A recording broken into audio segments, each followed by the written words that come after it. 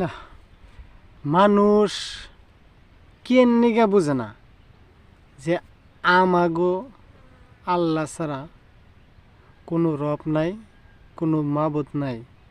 সেজদা যদি দেওয়াই লাগে একমাত্র এই আল্লাহর ঠানি দেওয়া লাগবো, তাও কোনটা?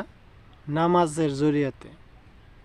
কোনো পীর, কোনো মাজারে আমরা সেজদা দিয়া জান্নাত যাই আরম না, জাহান্নাম থেকে মাপ পাই আরম না। কারণ হে একদিন কিয়ামতের মাড়ে, হে একদিন তার নিজের নিয়াইতে কান্দা মরব আল্লাহর টান। সে আপনারে কেমন করে পার করব? এই দুনিয়ায় এখনো কি এত বোকা মানুষ আছে? শিক্ষিতর জামানায় এরাও মানুষ কেন এই ভুলগুনা করে বোঝা যায় না। বুঝতে হয় ব্রো। সিজদা দেওয়াটা এত সোজা না।